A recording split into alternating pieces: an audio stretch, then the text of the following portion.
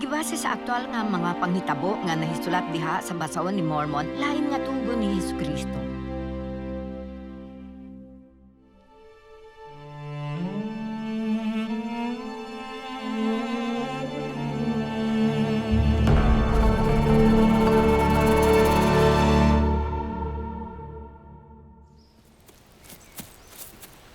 Oras na.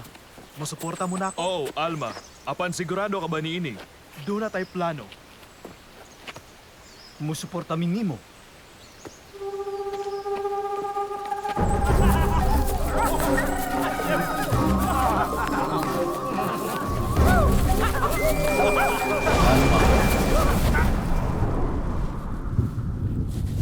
Bangon og tindo.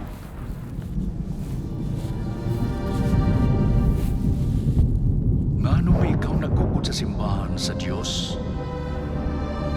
Ang Ginoo midungog sa mga pag-ampo sa iyang katawhan ug usab sa mga pag-ampo ni Alma imong amahan. Kay siya nag-ampo ug hugot mahitungod kanimo nga ikaw madala ngadto sa kasayuran sa kamatuoran. Tungod niini nga katuyuan ako ni nga aron agda ni kanimo nga ang mga pag-ampo sa iyang mga sulugoon matubag sumala sa ilang pagtuo. Alma, lakaw sa imong dalan ug ayaw na pagtinguha sa paglaglag sa simbahan. Bisan pag ikaw mismo isalikway.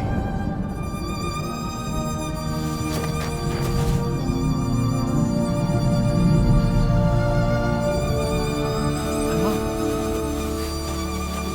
pabaruga siya.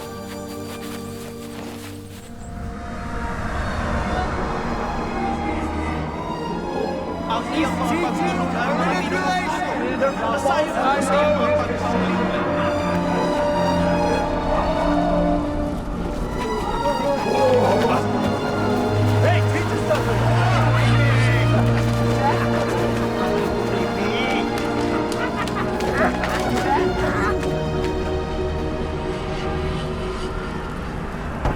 Palihog!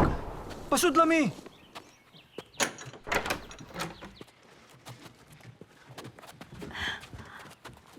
Unsay nahitabo? Usa ka anghel sa Dios, bipakita ka namo. Nipaubos siya nga daw diha sa panganod. Ug misulti siya sama sa tingog sa dugdog nga nakapauyog sa yuta. Misulti siya namo nga hunungon ang buhat sa pagdaot sa katawhan. O kami isalikway. Pagkuhag mga kauban, ipahibaluan kay himo ang Ginoo sa akong anak. Amon. Ug unsay gibuhat niya kaninyo.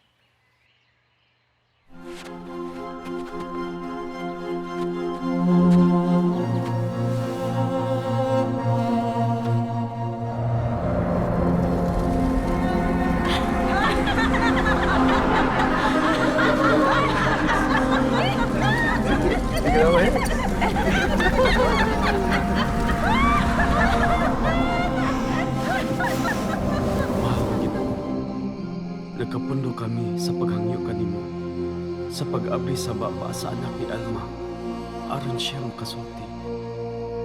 Ug usab ang iyang mga bukton, ug mga tiil makadawat sa ilang kusog, nga ang mga mata sa katawhan, mabuka aron makakita ug masayod, sa kaayo ug sa himaya sa Dios. Nagtuo ka nga nakaila ka sa akong amahan. Di kaingon ni Ana. Wa man gani ka makailan ako. Nakigbatok ako sa akong Diyos.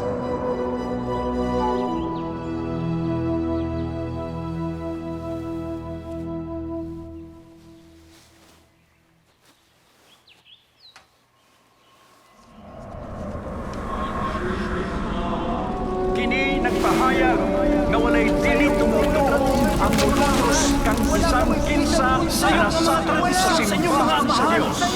Wala kamoy bisan unsa! Wala! Tradisyon sa inyong mga kauban.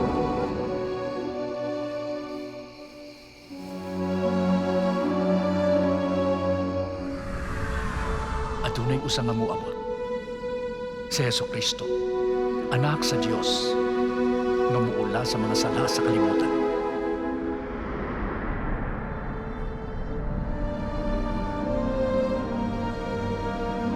Jesus, ikaw nga anak sa Dios. Maluoy ka na ako.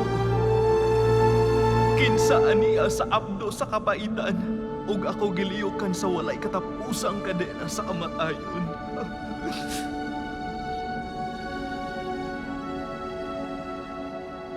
Alma, ayaw kahibulong nga ang tanang katawhan, tanang kanasuran, kaliwatan nga pinulungan o katawhan kinahanglan mataw pag-usap.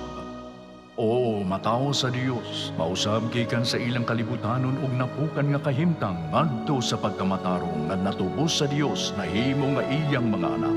Ug sa ingon mahimo sila nga bag-ong mga linalang.